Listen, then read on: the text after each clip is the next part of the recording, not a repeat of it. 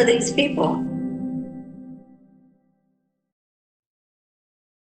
What's happening is that, first of all, Israel is accelerating annexation amid statehood recognition moves. So, why are they doing that? To basically warn Israel that you better get your shit together and get this done with, or we're going to have to do something. And even once they do, who knows what they're going to do? Yeah, what say you, Mr. American Ambassador? Mike Huckabee? I would say that he's staunchly on the side of Israel, sadly. It's embarrassing because he's a Christian Zionist, a fundamentalist end times Christian Zionist. There's the monster Smotrich, where he's talking about the resumption of settlement plans from August 14th. And again, this is from the Electronic Intifada, yet another Indie Media Award honoree. Again, indiemediaawards.substack.com. All right, you can find bios and links to subscribe to all of these outlets, by the way, in one place. As several Western countries formally recognize Palestine as a state, the Israeli government is accelerating its de facto annexation of the occupied West Bank. What a surprise. The statehood recognition announcements made in recent days by the United Kingdom, France, Canada, Australia, Portugal, and other states have prompted top Israeli officials, including the finance, economy, and national security ministers, to openly demand formal annexation of the occupied West Bank. They've already been tearing it up and displacing and taking over section by section, street by street. The, quote, only response to this anti-Israel move is sovereignty over the homeland of the Jewish people in the West Bank and removing the idea of a Palestinian state from the agenda once and for all. No, it's not. It's going to be a one-state Palestine, but it ain't the one-state Palestine you guys are imagining, I'll tell you right now. Said Beelzebub Smotrich, who wields a substantial authority over the building of his illegal settlements and demolition of Palestinian homes in the West Bank, which he said on Twitter a week ago. Murderous douchebag. He should be in The Hague, locked up in prison for all the genocide that he's already perpetrated. In reality, Israel is already engaged in a series of aggressive measures taken over the past few years and in line with long-standing Israeli policies of land theft and systematic erasure of Palestine, ongoing since 1948 and prior. But this didn't start October 7th. Okay, this didn't start 1948. Didn't start in the Six-Day War. All right. For his part, Israeli Prime Minister Benjamin Milikowski, a.k.a. Netanyahu, because he changed his name to sound more Israeli, declared that no Palestinian state would emerge and that illegal settlement building in the occupied territory would continue. Because nobody's stopping him. The minute somebody actually stops him, the minute the money stops, the minute the weapons stop, the minute UN peacekeeping troops start going in there, or somebody says no, China stops shipping goods, nobody's stopping this. For many in the West Bank, while recognition and public expressions of support for Palestine can be helpful in the long run, they remain highly critical. Yes, 100 Palestinians are being killed every single day in Gaza. That's more important than recognition, said Omar Asaf, a political activist in Ramallah, told the EI. This recognition decision is more symbolic in political weight than any real effect on the ground. While we welcome it, what's required today is to stop the genocide, starvation, and destruction. It's window dressing. There must also be a comprehensive end to settlement expansion, fragmentation of Palestinians, and the transformation of the West Bank into countless prisons. Okay, he's been imprisoned himself by both Israel and the Palestinian Authority, of course, because they are subservient to Israel in many ways. And they volunteered last week to say, hey, guys, we'll take over Gaza. There's never been the Palestinian Authority in Gaza. They must also stop the forcible displacement of Palestinians in the northern West Bank. And the Palestinian Authority is not stopping that either, motherfuckers. Statehood recognition, many said, must be followed up with real actions such as sanctions and an arms embargo against Israel. Amen. Meanwhile, fear and anxiety of the next chapter under Israel's violent occupation plagues every Palestinian in the West Bank. Agreed, too. We need to turn them into a total pariah state and support the Palestinian people at the same time.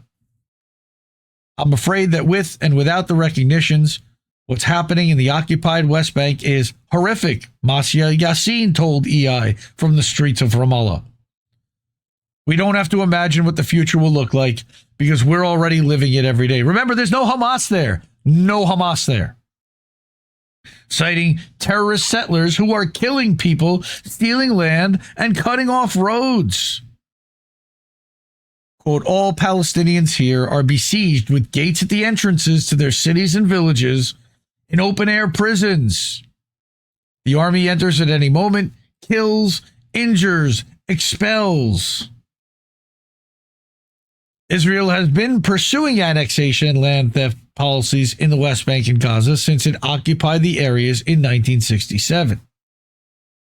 But after the start of the genocide in Gaza, there have been record rates of Palestinian land stolen, villages erased, residents expelled, and new illegal settlements built. All achieved through the violence of the military occupation and attacks by settler militias, armed and aided by the government to silently do the dirty work, pogroms, with the IDF soldiers standing behind the people as they burned down the houses. Fuck Israel. On September 23rd, Israeli settlers shot dead Saeed Nassan, 20 years old.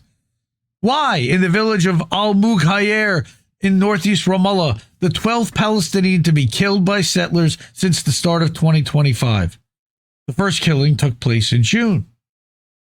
They also recovered burned down Issa Amro's fields and had children threatening to murder him and celebrating the death of his brother. Disgusting 12-year-old kids, brainwashed, gross. Anyone who celebrates that can fuck off and get the hell out of my stream. In response to increasing global isolation, particularly over the last few months, Israel has doubled down on its confinement and violent oppression of Palestinians in the West Bank by increasing the number of military closures and roadblocks, as well as its daily deadly raids. People in the United States deny that this shit is happening. It is happening. It actually is happening. To deny that is to deny these people's existence and reality. It's the grossest thing you can do because it literally costs you nothing to acknowledge their existence, and you won't even give them that courtesy. These are human fucking beings. It's also taking concrete steps towards formal annexation with a publicly stated aim of preventing a Palestinian state, which we cannot allow. Again, that is erasure. I don't want to quote Smotrich. He's disgusting. You can read his statements. On 16th of September, the Israeli military installed a new iron gate at the entrance to the town of Al-Izariah in eastern Jerusalem. This road is the only access point for millions of Palestinians traveling between the north and south of the occupied West Bank. The closure of this gate would within seconds sever the northern and central West Bank from the south. Another corridor. All right. The installation comes as part of the revival of the long-stalled E1 settlement project, which, when completed, would effectively bisect the occupied West Bank and undermine territorial contiguity.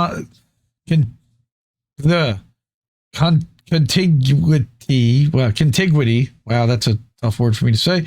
In the West Bank or any Palestinian state. They want to split it in half and balkanize that too, and put a settlement in between them, with no way for them to get between them. Separate. If you got a cousin that lived on the other side of town, I don't know if you can ever get to him.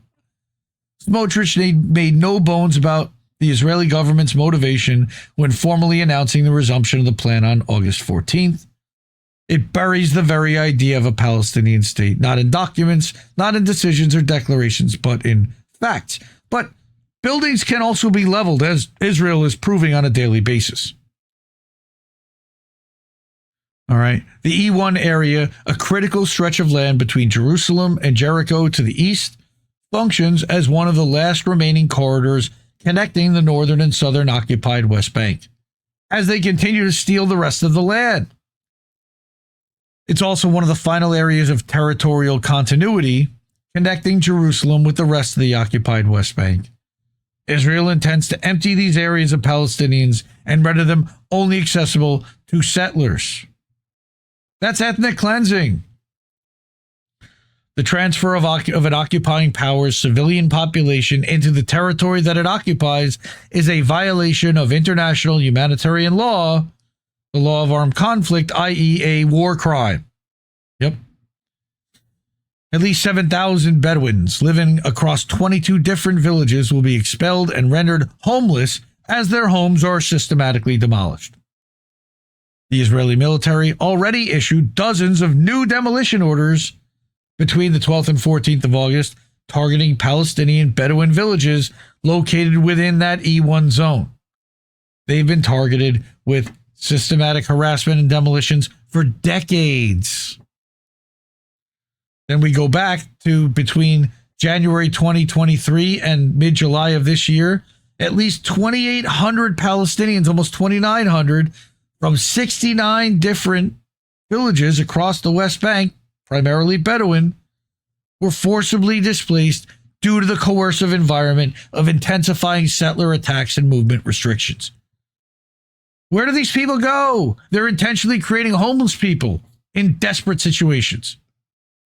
Palestinian Bedouins are on the front lines of Israel's violent annexation due to their residing in open areas outside of population centers and being at the direct mercy of the Israeli occupying force and settlers.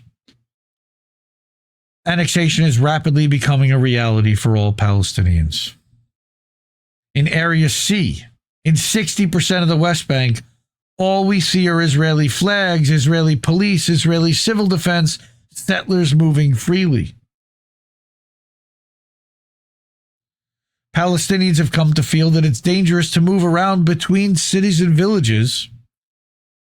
In the case of formal annexation, the lives of residents across many villages in the occupied West Bank, particularly those heavily besieged by illegal settlers, will either become so unbearable that residents will be forced to leave and move to the cities, or settlers will expel them by force. Yes, burn down their houses, raze them to the ground, and potentially murder the inhabitants. Zeha Al Tahhan is an independent writer and TV reporter based in occupied in Jerusalem. Again, the EI is an Indie Media Award-winning outlet.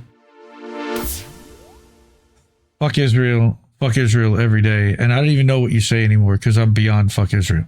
So please support INN with a $5, $10, or however many dollar contribution, a tip over at ko-fi.com/Indie News Network. You got Cash App, $, Indie News Network. You got paypal.me/Indie News Network. We're live over at IndieNewsNow.com, and you can actually get to the merch store over there too. There's a link at the top of navigation for merch. You can buy a shirt or a sticker or a beanie. Winter's coming up. Or over at Substack at IndieMediaToday.com, where we're live right now, or at INNNewsletter.com. The best people are hanging out here. So if you're able to, before we head out, support independent media, support these people. These people already did. I enjoy doing the show every Sunday night. I love you. I love you all, and I appreciate you all for putting up with me. And this is what's happening in the world, and we can't ignore it. There are too many outlets that just want to bury their head in the sand or only tell one part of the story, and we're not going to do that. I'm going to try to go to as many places as I can, bring as many trusted independent journalists, outlets, and opinions and perspective as we can, and we're going to keep doing this. So, all right, I don't have any of his goodbye, although I do have this. No, we just fucking fucking lost the stream. Night, everyone. Love you. I guess this isn't such an awful place. Is that what you want me to say? You prove it's possible to sleep for days, and I still think you're right here awake. The cost of living isn't much to make, but God, it's so hard to say. And when they told you everything was safe, were you